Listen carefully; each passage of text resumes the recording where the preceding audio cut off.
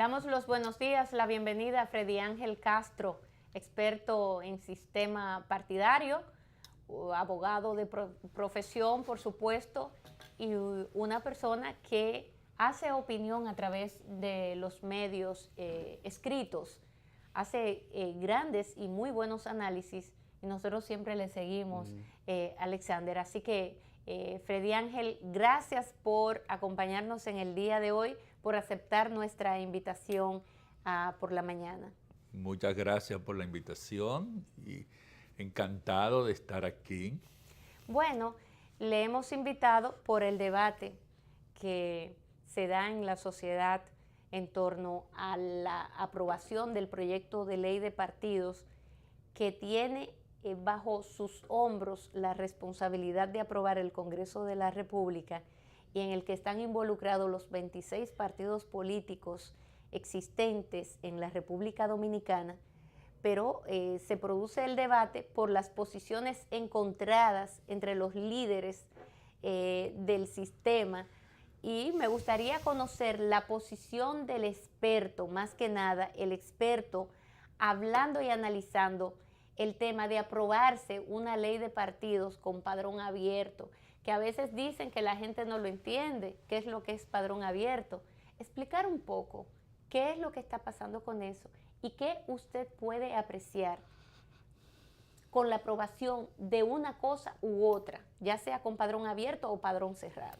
Bueno, una pregunta larga y compleja que hay que irla desmenuzando como hacemos nosotros en la academia, desde la Cátedra de Derecho Constitucional, para que la gente entienda.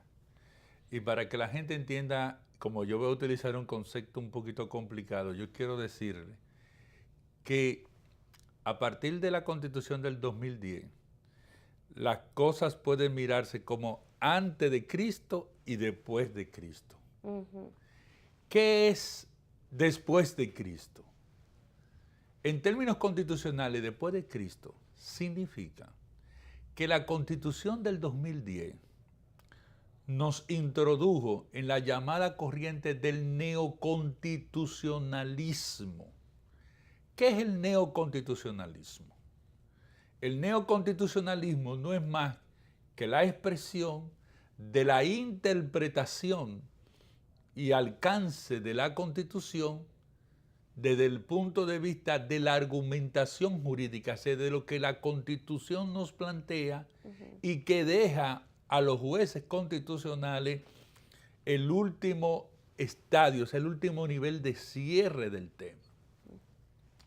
Dicho esto, yo quiero decir tres cosas sobre esa Constitución.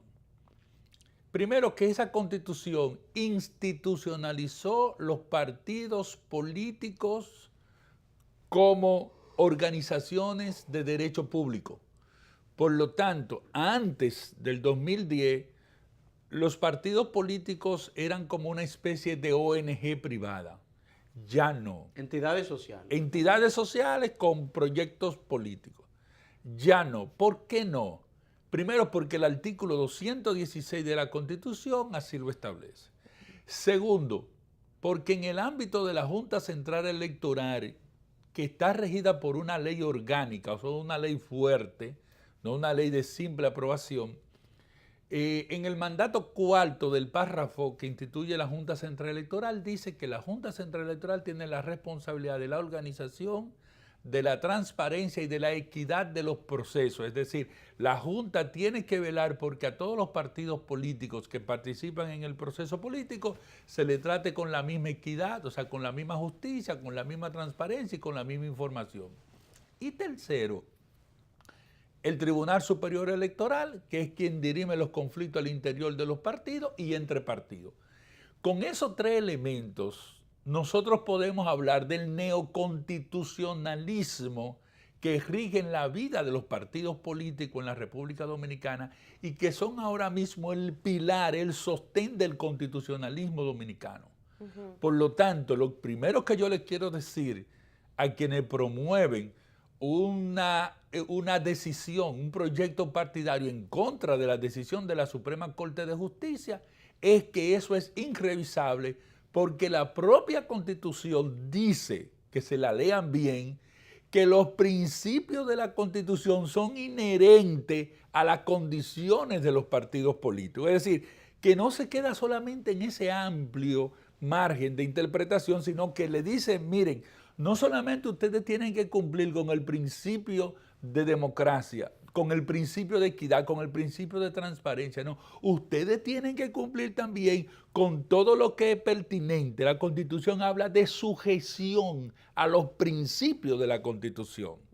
Por lo tanto, como el Tribunal Constitucional no puede revisar por mandato propio, prohibitivo por la Constitución, una decisión anterior a su propia existencia, como es la decisión de la Suprema Corte de Justicia, la decisión de la Corte Suprema de Justicia en condición de Tribunal Constitucional hace lo que nosotros llamamos en derecho constitucional, lo que nosotros llamamos el cierre del constitucional. Por lo tanto, la disposición del artículo 6 para este caso no se aplica debido a que hubo un cierre constitucional en función de que mucha gente tal vez no sabe que con la nueva Constitución de la República, quien hizo el conocimiento de las primeras audiencias en materia constitucional no fue el Tribunal Constitucional, sino la Suprema Corte de Justicia. Que es parte de lo que sería el constitucional en este que caso. Es parte a posteriori de lo que sería el constitucional. Sin embargo... Que no se puede entonces decir... No, exacto. Sin embargo, lo que conoció la Suprema Corte de Justicia, esto es lo que quiero explicar, lo que conoció la Suprema Corte de Justicia en condición de Tribunal Constitucional es tan constitucional como lo que posteriormente conoció el tribunal o está conociendo el Tribunal Constitucional. Esa es la parte jurídica del problema. Ahora, la parte política del problema. Primer elemento, ¿qué son las primarias abiertas? Pero perdón, Freddy Ángel, porque ahí me quiero detener. No todos somos abogados, ¿para qué? Porque esa parte me interesó enormemente. En esa Suprema Corte de Justicia en el año 2005 declaró inconstitucional las primarias abiertas. En el año 2010, la Constitución de la República toma esa decisión de la Suprema Corte de Justicia y la mantiene, por así decirlo. Eso es lo que usted está señalando, que el Tribunal Constitucional no puede cambiar porque es tácito, eso está contemplado en nuestra Constitución. Primer elemento, para ver si lo entendí. No, está en una jurisprudencia de la Suprema Corte de Justicia. Ajá. Pero ¿qué es lo que pasa? Que cuando la Suprema Corte de conoció esa decisión, era el Tribunal Constitucional. Exacto. Su rol...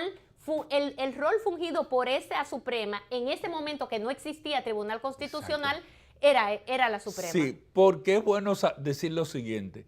Desde 1844, cuando nace la Suprema Corte de Justicia, la Suprema Corte de Justicia siempre tuvo competencia de control de constitucionalidad en la República Dominicana hasta el 2010. Sí. Perfecto. Entonces, como te decía, ella fue la que conoció y cerró ahí. Cuando hablamos, cuando hablamos de cierre, los abogados saben, los expertos saben, los miembros que son juristas del comité político y de los partidos políticos saben que yo lo que estoy diciendo es que no puede suceder como ha sucedido actualmente con ciertas decisiones de la Suprema Corte de Justicia, donde el Tribunal Constitucional se la ha revisado, por ejemplo, por falta de argumentación jurídica.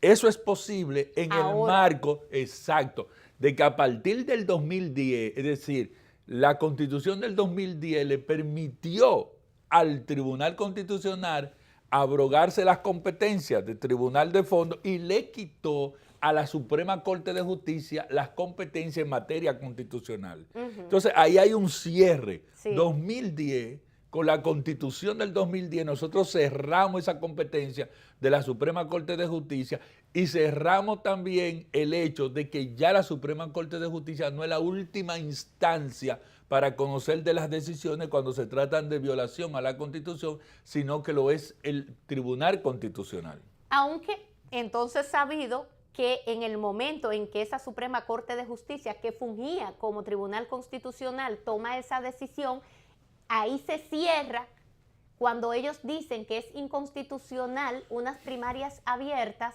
y entonces en la Constitución del 2010 está previsto esa decisión, es tomada en consideración. Correcto. ¿Por qué estamos diciendo eso? Perfecto. ¿Por qué estamos diciendo eso? Porque también los honorables abogados y asesores saben que de aprobarse la ley de partidos políticos con padrón universal y simultáneo, cuando eso llegue al Tribunal Constitucional, ¿qué va a pasar? El Tribunal Constitucional la va a declarar inconstitucional. ¿Por qué? Porque solamente estableciéndole el precedente de la decisión de la Suprema Corte de Justicia en función de Tribunal Constitucional, el tribunal, para cambiar un precedente constitucional, tiene prácticamente que establecer nuevas disposiciones, no solamente jurídicas, sino de doctrina y de interpretación y de aplicación de la Constitución. Por lo tanto, nosotros en derecho decimos que en el caso de los jueces y en el caso del Tribunal Constitucional, el juez constitucional entonces está obligado a decidir con lo que nosotros llamamos el stare decision. Es decir, ¿qué es el stare decision? El stare decision no es más que la continuidad jurídica del canon constitucional, del precedente que lo vincula. Y aquí creo que estoy diciendo un poquito tal vez un poquito muy técnico. Quiero decir lo siguiente, para que la gente entienda más suave esto. Que si la Suprema Corte de Justicia dijo que las primarias abiertas con padrón, simultáneas con padrón abierto, son inconstitucionales, el juez del Tribunal Constitucional está compelido a seguir la decisión del juez anterior sobre la misma materia que conoce. Eso es lo que yo quiero decir. No puede plantear una ruptura.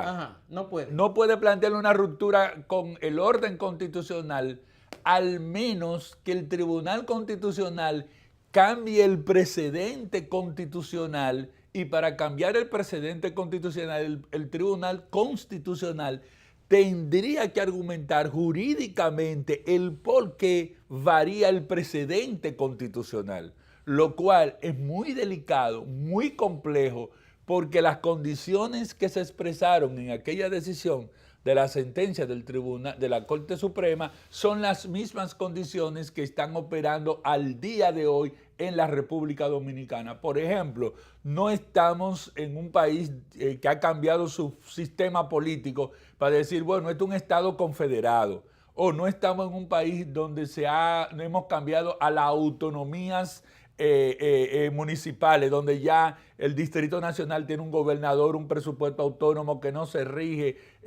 por su propio reglamento. Por ejemplo, para poner un ejemplo, en especie de España. No hemos cambiado el sistema político, no hemos cambiado la organización política, no hemos cambiado la organización territorial.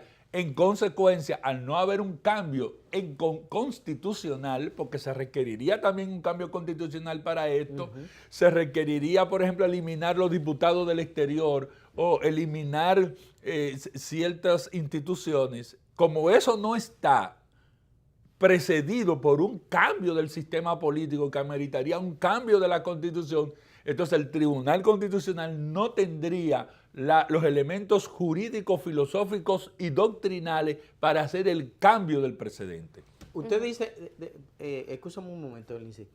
Usted está diciendo también que la reforma del 2010 legitima aún más esa sentencia de la Suprema Corte de Justicia. Pero claro que sí. ¿Por qué? Por como introduje la conversación. Dije que esto era un antes y después de Cristo. O sea, ¿qué era lo que había antes de Cristo? Varios dioses, politeísmo, pero después de Cristo hay tendencias a grandes religiones. La Constitución del 2010 es una nueva Constitución, es un neoconstitucionalismo que institucionaliza la vida de los partidos. Es decir, ya los partidos hoy no pueden operar al margen del Tribunal Superior Electoral. porque sus conflictos van a ser dirimidos en esa instancia, o no pueden operar al margen de la ley de la Junta Central Electoral, porque es ella la que le organiza el proceso. Entonces, eso es nuevo. Lo que yo quiero decir es que el mundo, en términos políticos para nosotros y constitucional, eso cambió. Los partidos políticos, sin darse cuenta, fueron sustraídos de decisiones que antes eran de sus propias competencias y hoy ya no son más. Por ejemplo, antes de la existencia del Tribunal Superior Electoral y de ese neoconstitucionalismo, ¿dónde se decidían los conflictos en los partidos políticos? Recuérdense que se decidían en las grandes reuniones, recuérdense a Peña Gómez. Esos tribunales disciplinarios, recuérdense a Peña Gómez, el 2 y 2, recuérdense... El dedo de Balaguer. El dedo de Balaguer, recuérdense la lista cambiada de la casa de Balaguer a la Junta Central Electoral. Sí. Ya eso no puede ser. O sea, ya eso cambió. Y en las elecciones pasadas vimos como el Tribunal Superior Electoral ordenó a los partidos la reintegración de candidaturas que habían sido ganadas. Entonces, eso es lo que yo quiero perfilar en la mentalidad de ese liderazgo político en el día de hoy en la República Dominicana. Ahora, las consecuencias, porque estamos hablando entonces de que es inconstitucional, es lo primero establecido, de unas primarias abiertas, simultáneas. Es inconstitucional. Ahora bien, usted ha dicho que el Tribunal Constitucional no se puede desdecir. Perfecto. Eso es en el buen derecho. Pero vamos a hablar de las posibilidades. En un país como la República Dominicana, donde sabemos que todo tiene un precio. Hablando claro aquí, hablando claro.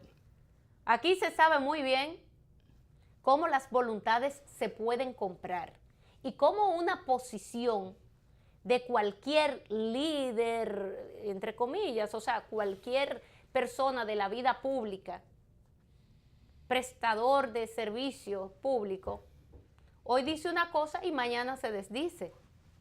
Ese es el rol que debe de jugar el Tribunal Constitucional. Ahora, podría darse el caso de que independientemente de lo que establece la Constitución, habría algún argumento o algún bajadero que pudiera usar el Tribunal Constitucional para avalar esa barbaridad, esa cosa que pretenden hacer de establecer unas elecciones primarias con padrón abierto. Mire, yo no visualizo en este momento el bajadero, como suele usarse en el argot popular en la República Dominicana. Yo no visualizo el bajadero, yo no visualizo por dónde el Tribunal Constitucional pudiera arreglar o pudiera amarrar una decisión. Primero, a mí el Tribunal Constitucional me merece la mayor credibilidad y un muy alto respeto. Yo creo que ellos han tomado excelentes decisiones y en otras también han errado, porque es un tribunal que yo les digo, señores, es un tribunal de 7 o 8 años. Yo no la visualizo. O sea, sin lo que yo le planteaba a usted anteriormente del cambio de la realidad del sistema político, del cambio constitucional, que las condiciones hayan cambiado sustancialmente para que el Tribunal Constitucional cambie esa decisión en relación al anterior Tribunal Constitucional, en este caso de la Suprema Corte, yo no la visualizo. Esa es la parte, diría yo, jurídica. Pero la parte política del problema. ¿Qué es lo que pasa con las primarias abiertas y las primarias cerradas? Es muy sencillo. Las primarias abiertas van a destruir el sistema de partidos políticos en la República Dominicana.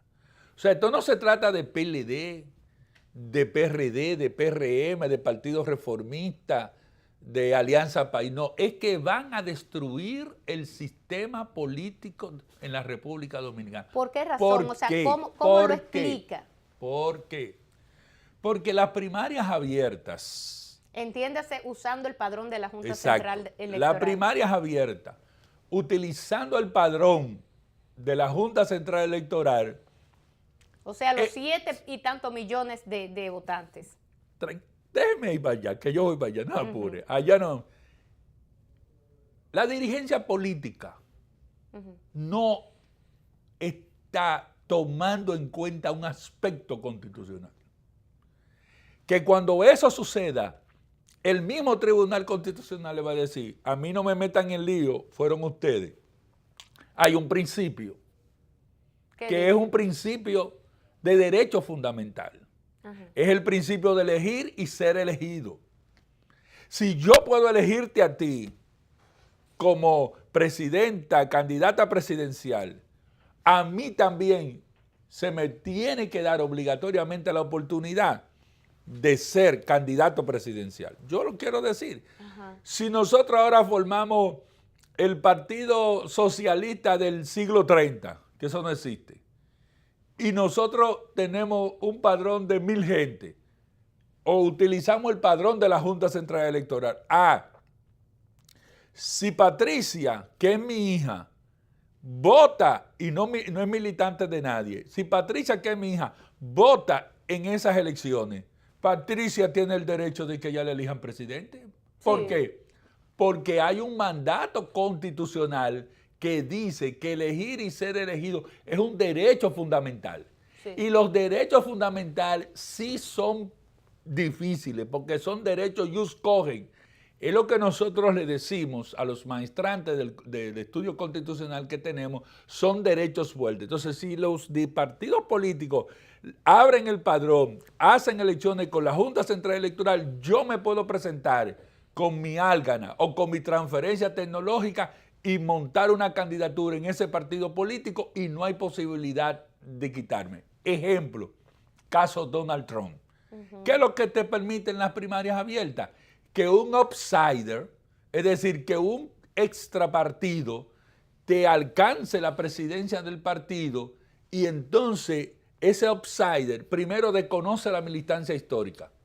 Seguro, como es un outsider que preferiblemente por los recursos viene de la empresa privada, ese outsider te confunde el comité ejecutivo, te confunde el comité político con el directorio de la empresa.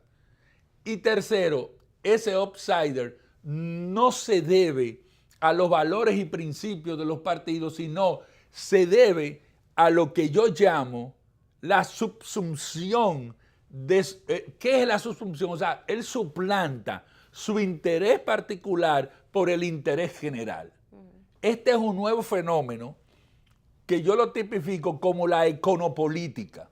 Es decir, no la economía política, que es otra cosa, que es el estudio de la política económica, no, sino la econopolítica. Es decir, cómo estos outsiders calculan la rentabilidad de su inversión en la política.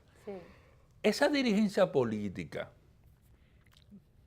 yo quiero hacerle un llamado al comité político del PLD, a los 2 directorios del Partido Reformista, al PRD y al PRM y al resto de los partidos, diciéndole lo siguiente. Ellos saben que en este país hay en marcha 2 proyectos políticos que corresponden al campo de la econopolítica, o sea, de la parte de la econopolítica, y que esos 2 proyectos políticos están en marcha con 2 outsiders políticos, que algunos han utilizado plataformas para montarse y venderse, pero no es verdad que ideológicamente obedecen a esas tendencias políticas. Y esos proyectos son una amenaza para ellos mismos y los dirigentes históricos de todos los partidos en unas primarias abiertas. Por lo tanto, las primarias abiertas no es solo que no convienen, sino que desnaturalizan la vida de los partidos. Hacen y convierten a los partidos políticos en maquinaria electoral, porque no es necesario ya pertenecer al partido para aspirar o para tener mérito. Entonces, en esa situación, nosotros entendemos que en el caso del comité político del PLD, ellos deberían de buscar el mayor consenso posible para salvaguardar no solamente a ese partido, sino para salvaguardar el sistema político. Porque ¿qué es lo que pasa? Bueno, Cuando sucumbe el sistema político, también puede sucumbir la democracia, sí, que es la consecuencia mayor de decidir decisiones trascendentales y fundamentales sobre la base de una coyuntura que me pertenece a mí, que me conviene a mí nada más. Lo que a mí me conviene hoy, mañana probablemente no me convenga. Entonces ese pragmatismo en términos políticos tiene límite. Bueno, la pelota está en la cancha de Danilo. El presidente de la República se tendrá que poner por encima de cualquier situación grupal o de gente que esté a su alrededor para poder llevar a buen puerto ese consenso, no de ese aplastamiento del que se habla, de que no, yo te voy a aplastar. Yo no creo que Danilo Medina, siendo un verdadero político, no un outsider, piense de esa manera. Ahora, de las consecuencias que usted me está hablando son aterradoras, por así decirlo. Por otro orden, el padrón abierto, utilizando el padrón abierto, los partidos políticos, cuando usted habla de que rompería con el sistema de partidos políticos, ¿por qué usted lo entiende así? Es muy simple. Cuando usted va a primarias abiertas con un padrón donde todos somos electores y tenemos la posibilidad de elegir y ser elegibles, ahí entonces viene la contaminación política. Pero ¿y quién le ha dicho a usted? Tome las experiencias de las elecciones pasadas. ¿Quién perdió 20% en un mes o 2 meses? ¿Usted cree que eso es un fenómeno político que usted lo puede ver al margen de esas decisiones con los outsiders? O sea, ¿usted cree que un candidato puede perder en el gobierno con apoyo, puede perder de que 20, 25, 30%, desplomarse casi a un 1 o 2% hasta los domingos, desplomarse 2 y 3% en los puntos? ¿Por qué yo digo esto? Porque es que esa es la puerta para injertar, ni siquiera digo para insertar, sino para injertar dentro de los partidos políticos candidaturas que obedecen a decisiones transnacionales, a decisiones económicas. Entonces, ¿qué va a pasar? Que los 4 o los 5 partidos políticos con posibilidad real en estos momentos de alcanzar el poder van a ser penetrados por este tipo de política. Y claro, te estoy hablando desde el punto de vista menos malo, porque no estoy dejando fuera el fenómeno de la narcopolítica, que es otro fenómeno de la contaminación del proceso político. Entonces, esa es la amenaza.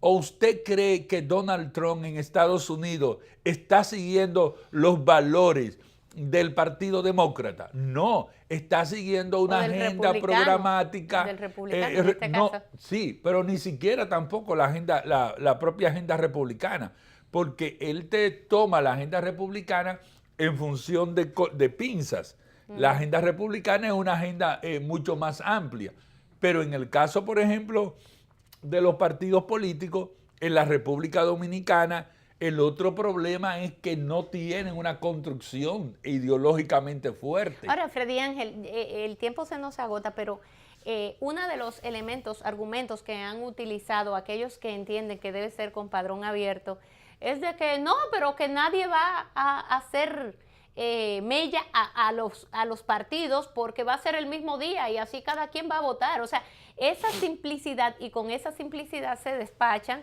sin tomar en cuenta que lo primero que usted ha advertido aquí en el día de hoy es que utilizando padrón abierto, primarias simultáneas, es violatorio a la Constitución de la República. Pero independientemente de eso, este argumento que utilizan, ¿cómo usted le responde a este argumento utilizado por ellos? Muy simple. Cuando yo fui observador internacional electoral en el proceso de Honduras, cuando el presidente Zelaya quiso implementar la cuarta urna, los partidos políticos votaban frente a frente.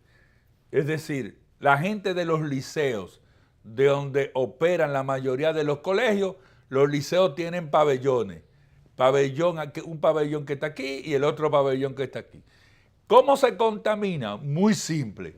Votando en la mañana en el partido A y cruzándome al frente a votar en el partido B. Eso es así. Porque si yo Oh, pero ven acá. estoy en el padrón de la Junta Central Electoral, el partido A, el partido B y el partido C me van a tener a mí en mi padrón, en su padrón, Y porque usted va y es un vota. padrón universal. Y se lo digo a usted, se lo estoy diciendo con ejemplo, ¿eh? O sea que aquí van a haber como 30 o 40 millones De votos, votos. pueden triplicarse los votos Sí, emitidos hasta 21 millones. en los diferentes partidos. Porque el otro argumento también que quiero decir es que he oído gente decir, que aquí ningún partido tiene un padrón transparente y que se conozca. Y yo digo aquí que si en el marco de 1 año, 2 años, un partido político no puede hacer un padrón, tampoco puede ir a gobernar el Estado, porque es un partido que está Ineficiente. totalmente ineficiente e Eso incapacitado. Eso es. Nosotros, en la Universidad Autónoma de Santo Domingo, que tiene muchas falencias y muchas deficiencias, en 15 días inscribimos 200,000 estudiantes. ¿Cómo que un partido que quiera gobernar no puede inscribir en 6 meses y no puede hacer su padrón en 6 meses? No, pero por Lo dejo Dios. de tarea. Gracias a Freddy Ángel Castro, experto en asuntos electorales, constitucionalista, además académico, y un hombre que sabe darle bien al lápiz y escribir muy bien, plasmar en pocas palabras, tan pocas como 550 palabras, grandes ideas.